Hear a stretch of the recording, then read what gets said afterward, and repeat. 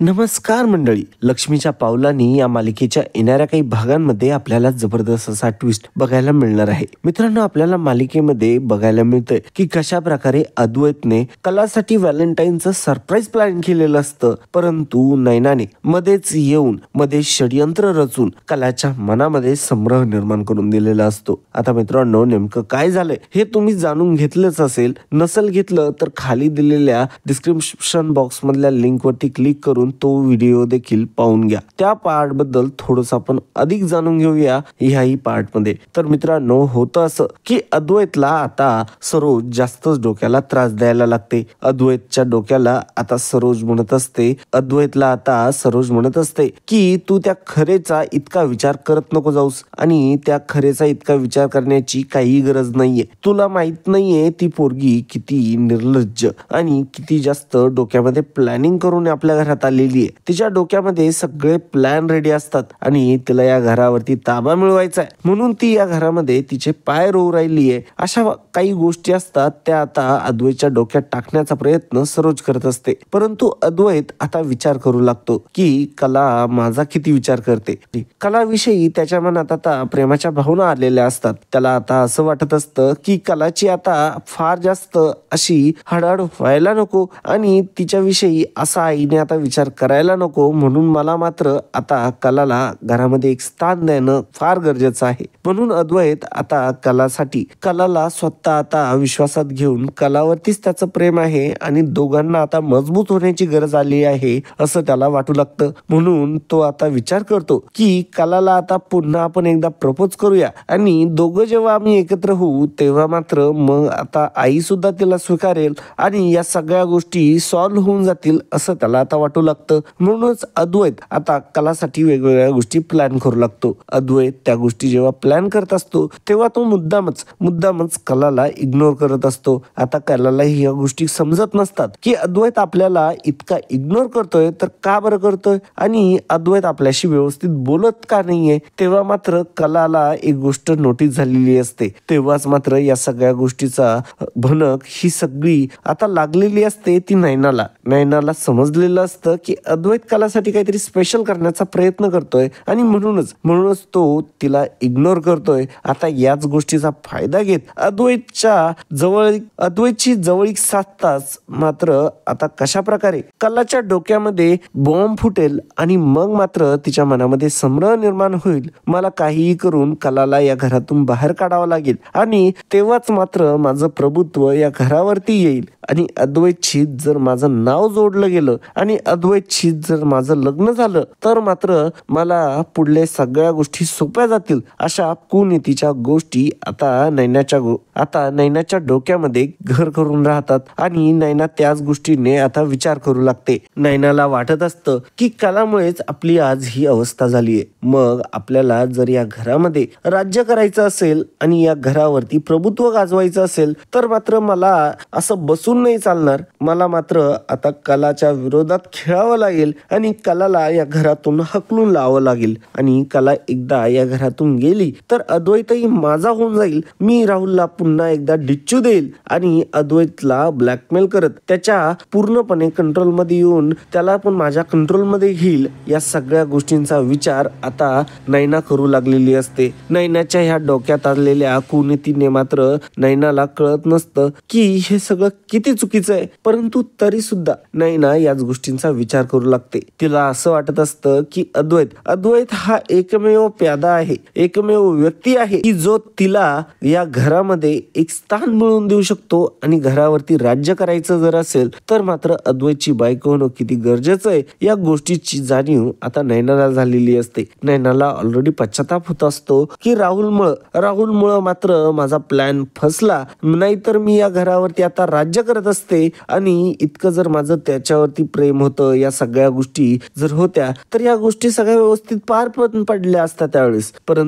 परंतु आता मात्र या सगळ्या गोष्टींमध्ये आता मी फसले गेलेली आहे. तेव्हा मात्र मला जे काही करावं लागेल ते मात्र आता डोक्याने करावं लागेल असं आता नैना विचार करू लागते. नैना मुद्दामच अद्वैतशी जवळीक साधण्याचा नेहमी प्रयत्न करत असते, परंतु तिला मात्र त्याच्यामध्ये यश मिळत नसतं. अद्वैत मात्र काही नैनाला भाव देत नसतो. परंतु आता मात्र नैनाच्या एक गोष्ट लक्षात आलेली असते. अद्वैतने जरी भाव दिला नाही तरी मात्र कलाच्या मनात मध्ये मात्र शंका निर्माण करून द्यायची, जेणेकरून कला स्वतःच अद्वैत सोबत नीट वागणार नाही आणि तिला जेव्हा या सगळ्या गोष्टींवरती डाऊट होईल तेव्हा मात्र ती हे घर सोडून जाईल. ती मात्र या सगळ्या गोष्टी सहन करू शकणार नाही, या गोष्टीची खात्री मात्र नैनाला असते. म्हणूनच नैना अद्वैतच्या अधूनमधून जवळ येण्याचा प्रयत्न करत असते. अद्वैत आता एके दिवशी प्लॅनिंग करत असतो तेव्हा मात्र आता नैनाने सगळं ऐकलेलं असल्यासाठी काहीतरी प्लॅन करतोय, या गोष्टीची भनक आता नैनाला सुद्धा लागलेली असते. मग नैना मुद्दामच आता अद्वैतच्या जवळ जाते. अद्वैतच्या जवळ जाऊन आता मुद्दामच पडण्याचा ती प्रयत्न करते. तेव्हा मात्र अद्वैत तिला झेलतो आणि ही गोष्ट आता कलाने बघितलेली असते. कला मात्र त्यावेळेस या गोष्टीला फारसं सिरियसली घेत नाही. कला आता गपचूपच तिथून निघून जाते.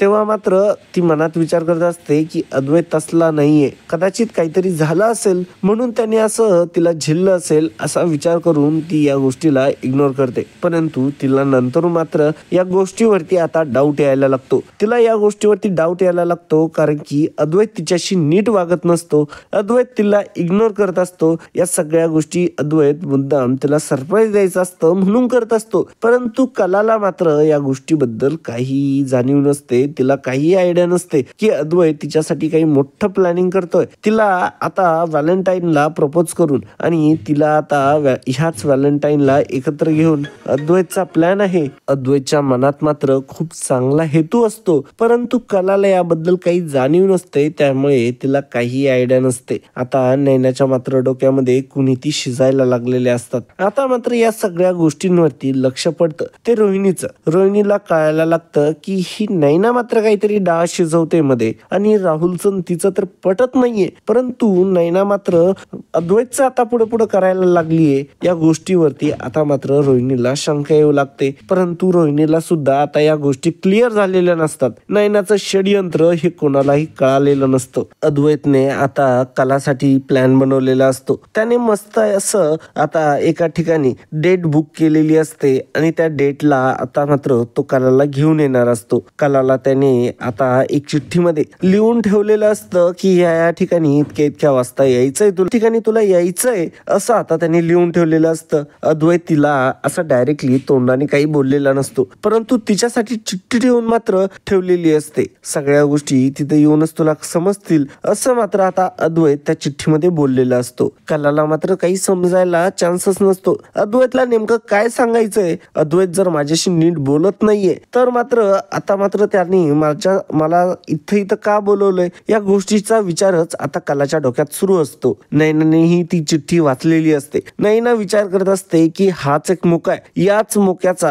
आता फायदा घेतला पाहिजे. म्हणून कलाच्या जागी आता नैनाच पुढे जाऊन अद्वैतला आता भेटायला गेलेली असते आणि अद्वैतला ती तिथे जाऊन मुद्दामच भेटणार असते. या गोष्टीमध्ये आता मात्र तिने मुद्दामच डाव रचलेला असतो. कलाचा पाठलाग करतच ती आता त्या ठिकाणावरती जाऊन पोहोचलेली असते आणि कला कधी आत जाते त्याच्या बरोबर 1 मिनिट आधी जाऊन अद्वैत सोबत मुद्दामच चांगल्या गप्पा मारायच्या आणि अद्वैत सोबतच जरा जवळीक साधायची. आणि ही गोष्ट जेव्हा कला बघेल तेव्हा मात्र कला ह्या गोष्टीला सहन करू शकणार नाही. या गोष्टीची खात्री मात्र आता नैनाला पटलेली असते. म्हणूनच आता नैना ती इथं गेलेली असते जेव्हा अद्वैतने या सगळ्या गोष्टी प्लॅन केलेल्या असतात. अद्वैत सोबत मुद्दामच गप्पा मारण्यासाठी कला यायच्या वेळेसच आता नैना मात्र तिथं पोहोचलेली असते. नैना अद्वैतची गप्पा मारत असते तेव्हा मात्र कला येते आणि मुद्दामच नैनाने अद्वैतच्या हातावरती हात ठेवलेला असतो. नैना मुद्दामच अद्वैत सोबत जरा दुसऱ्या चर्चेवरती बोलत असते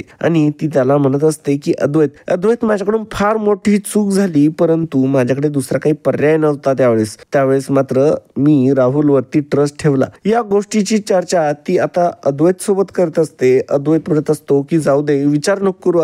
आता मात्र जे काही आयुष्य आहे ते चांगल्या रीतीने जगण्याचा प्रयत्न कर असा चांगला सल्लाच देत असतो. परंतु कलाने मात्र अद्वैत आणि नैनाला एकत्र बघितलेलं असतं. कला तिथे येते आणि अद्वैतच्या हातामध्ये नैनाचा हात आहे हे बघितल्या तिला मात्र आता वाईट वाटायला लागतं. नैना मुद्दामच आता अद्वैतच्या गळ्यात पडते आणि मुद्दामच रडायला लागते. तेव्हा मात्र अद्वैत काय करावं काय नाही या गोष्टीचा विचार करत असतो. कला मात्र तिथं आलेली असते. कला या सगळ्या गोष्टी बघते आणि अद्वैतची नजर आता कलावरती पडते. कलाला मात्र प्रचंड राग आलेला असतो आणि आता अद्वैत काही बोलणारच त्याच्या अगोदरच कला मात्र तिथून निघून गेलेली असते आणि नैना आता मुद्दामच अद्वैतला म्हणत असते, कारण की अद्वैतला प्रचंड भीती वाटलेली असते आणि कला तिथून गेलीये ही गोष्ट तिलाही समजलेली असते. तेव्हा मात्र नैना मुद्दामच म्हणते की ठीक आहे, तू मला समजवलं, धीर दिलास, असा धीर मात्र मला कोणी या घरात देत नाही. असं म्हणतच नैना आता तिथून लगेचच पळ काढते आणि आता अद्वैत मात्र कलाला फोन करत असतो. तरी देखील कला काय फोन घेत नसते आणि आता कलाच्या डोक्यामध्ये खूप मोठा संभ्रम निर्माण झालेला असतो. अद्वैतने डेट प्लॅन केली होती ती नैनासाठी आणि अद्वैतच्या डोक्यात आता नैनाच बसलीये असा संभ्रम आता कलाच्या डोक्यात निर्माण झालेला असतो.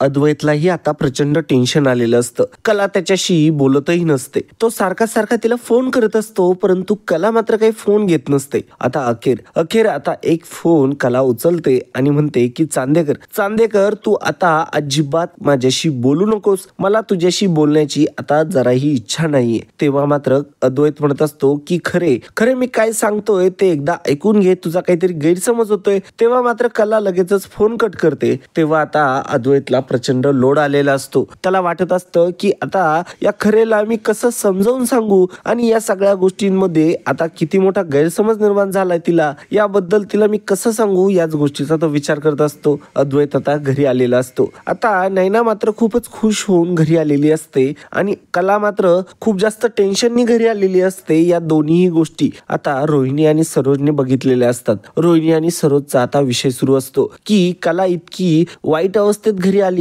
असं पहिल्यांदाच घडलंय. कलाला इतकं जास्त टेन्शन मध्ये बघून आता मात्र रोहिणीला खूप जास्त गुदगुल्या होत असतात. रोहिणी म्हणत असते की नक्कीच काहीतरी चालू या दोघी बहिणींच्या मध्ये आणि त्यातून मात्र ही खरे मात्र आता पूर्णपणे तुटायला लागलीये. या कलाला मात्र धडा शिकवायचा असेल तर हीच एक योग्य वेळ आहे असं मात्र रोहिणी म्हणू लागते. आता सरोज म्हणत असते की अरे वा, आता हे तर आपल्या पथ्यावरती पडलंय. आता या गोष्टीचा फायदा घेत आता मात्र मी अद्वैतला या गोष्टी चांगल्या पटवून देईल. मी त्याला आधीही या गोष्टी सांगण्याचा प्रयत्न केला, परंतु त्याला मात्र त्यावेळेस समजल्या नव्हत्या. परंतु आता मात्र ही योग्य संधी आली आहे चालून, आता मात्र या संधीचं चीज झालं पाहिजे असं आता सरोज म्हणत असते. रोहिणी म्हणत असते की सरोज तू आता टेन्शन घेऊ नको, मी जसं सांगेल तसं तू जर वागलीस ना तर मात्र या सगळ्या गोष्टी सॉल्व्ह होतील. तेव्हा मात्र सरोज म्हणत असते की रोहिणी तू मला सांगण्याची गरज नाहीये, मी बरोबर करते. तेव्हा मात्र रोहिणीला थोडस वाईट वाटतं, परंतु आता रोहिणी म्हणते की ठीक आहे, चल आता मला हिच्यात नादी लागून काही उपयोग नाहीये, मला जे करायचंय ते मात्र मी आता केलं पाहिजे. सरोजला आता या गोष्टीच्या बाबतीत वेळोवेळी भडकवणं माझी जबाबदारी आहे असा विचार करतच आता मात्र रोहिणी घरामध्ये निघून गेलेली असते. ती तिच्या रूम मध्ये आलेली असते. आता अद्वैत घरी आलेला असतो. अद्वैतही टेन्शन मध्ये असतो. हे आता रोहिणीने देखील बघितलेलं असतं. अद्वैतला आता टेन्शन आलेलं बघितल्याने आता मात्र रोहिणीला समजत नसतं की नेमकं झालंय तरी काय आणि कशामुळे आता हे अद्वैत आणि कलामध्ये प्रॉब्लेम क्रिएट झाले या गोष्टीचा शोध घेण्यास आता मात्र रोहिणीने सुरुवात केलेली असते. अद्वैत कलाला मनवण्याचा प्रयत्न करत असतो. तेव्हा मात्र कला काही गोष्टी ऐकत नसते. अद्वैतला बोलण्याची संधी सुद्धा देत नसते. अद्वैत वरती ती शंका घ्यायला लागलेली असते आणि नैना मात्र आता या गोष्टीचा आनंद घेत असते. नैनाला असं वाटत असतं की कला आता काही थांबायची नाही या घरात. तेव्हा मात्र कला आता विचार करू लागते आणि म्हणत असते की मी आता या घरामध्ये नाहीच थांबायला पाहिजे, मी या घरामध्ये आता क्षणभरही नाही थांबू शकत. अद्वैतने माझ्यासोबत जे केलंय ते फार वाईट केलंय. मी त्याच्यावरती प्रेम करायला लागले होते, माझं पूर्ण हृदय त्याच्यावरती मी निर्छावर केलं होतं,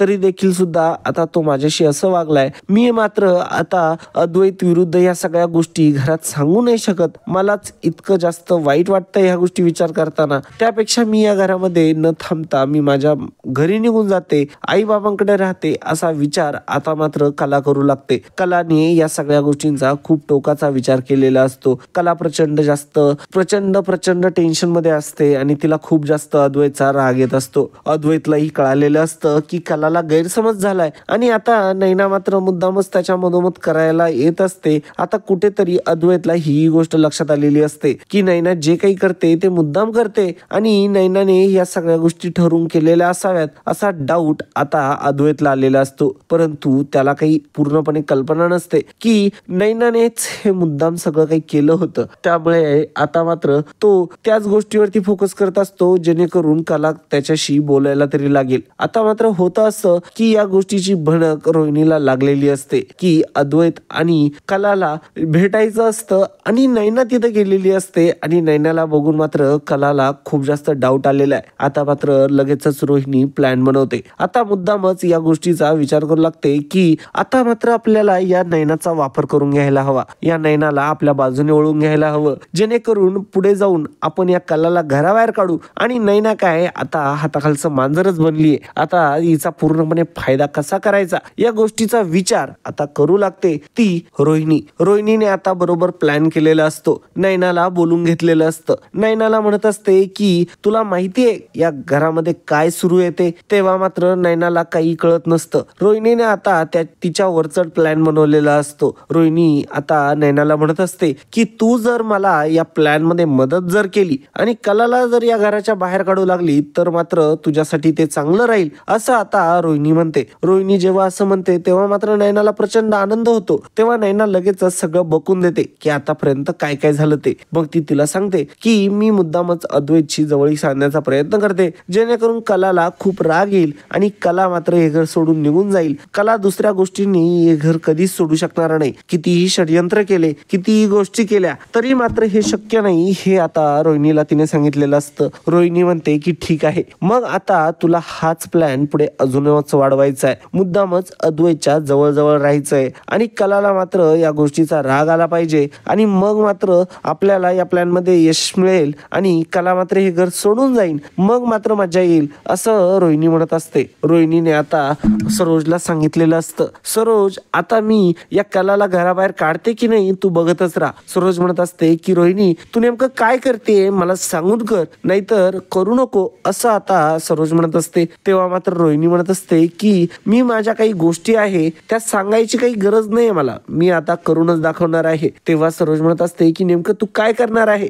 तेव्हा मात्र रोहिणी म्हणत असते की तू बघत राहा ही कला स्वतः घर सोडून जाते की नाही. तेव्हा मात्र मुद्दामच आता सरोजच्या नजरेमध्ये तिला स्वतःला हिरो बनायचं असतं म्हणून आता रोहिणीने हे सगळं सरोजला सांगितलेलं असतं. रोहिणीने मुद्दामच आता डिवोर्स पेपर तयार करून आणलेले असतात आणि डिवोर्स पेपर आता तिने घरामध्ये मुद्दामच ठेवलेले असतात. आता कला येते आणि ती टेबलवरती डिवोर्स पेपर बघते. डिवोर्स पेपर बघितल्या मात्र आता कलाला खूप जास्त धक्का बसलेला असतो. हे डिवोर्स पेपर नक्कीच अद्वैतनेच आणले असणार असा मात्र तिने आता अंदाज लावलेला असतो. रोहिणीने मुद्दामच हे प्लॅन करून तिथे केलेलं असतं सगळं सेट आणि कला मात्र ते डिवोर्स पेपर ज्यावेळेस बघते त्यावेळेस मात्र कलाने आता हे डिवोर्स पेपर बघितलेले असतात. तेव्हा मात्र तिला झटकाच बसलेला असतो. कला लगेचच बॅग पॅक करते आणि ती लगेचच माहेरी निघालेली असते. ती आबांकडे जाते आणि आबांना म्हणते की मी माझ्या माहेरी चालले. आबा मी इथे थांबू शकत नाही, अशा काही गोष्टी घडू राहिल्यात तुमच्या डोळ्यामागे.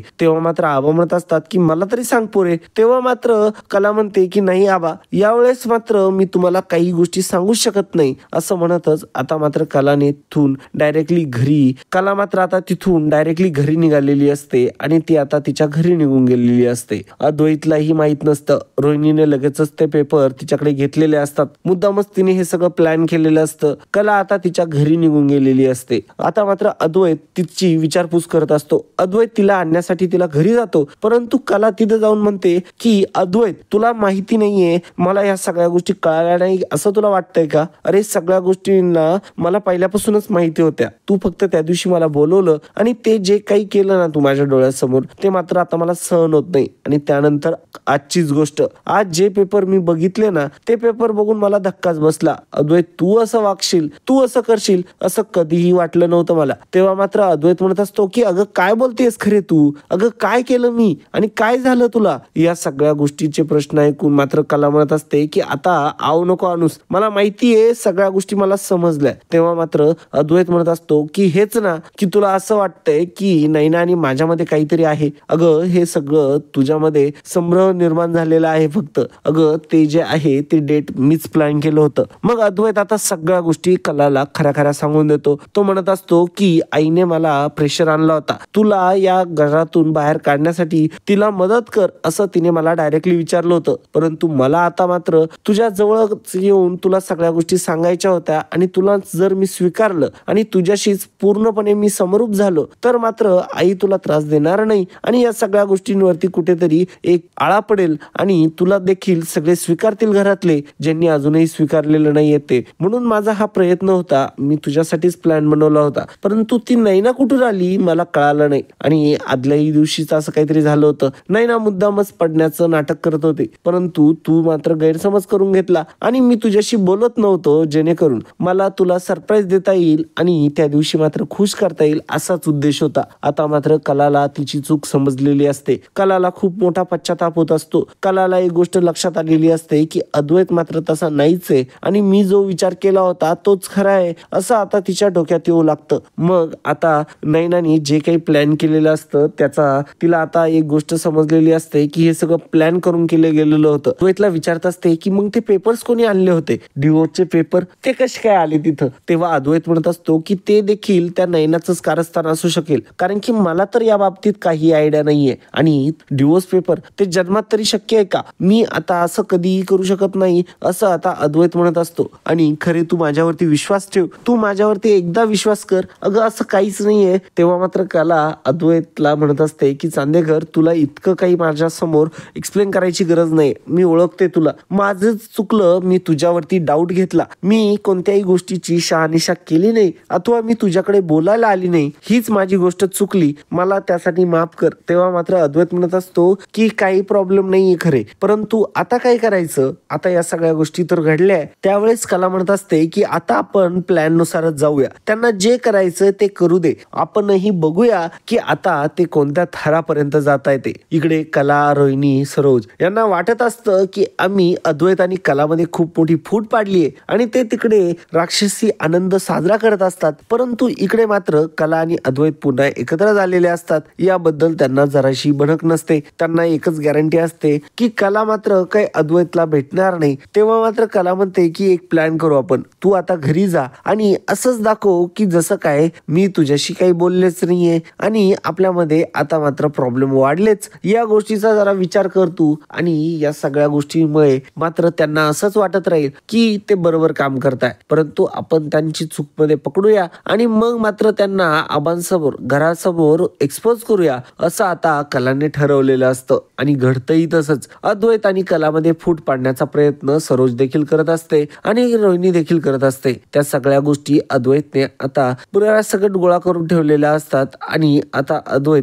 पूर्णपणे शातीर दिमागाने काम करत असतो. आणि या सगळ्या गोष्टीमध्ये कुठेतरी रोहिणीचाही हात आहे, नैनाचाही हात आहे, या सगळ्या गोष्टी क्लिअर झालेल्या असतात. आणि सगळ्यात मोठी म्हणजे याच्यामध्ये सरोजचा देखील हात आहे. या गोष्टी आता अद्वैतला समजलेल्या असतात आणि मग बरोबर वेळ येताच अद्वैतने आता सगळा पर्दा फाश केलेला असतो. नैनाला त्याने रंगे हात पकडलेला असतं आणि मग मात्र तिथे एंट्री होते ती कलाची. कला आता घरामध्ये येते आणि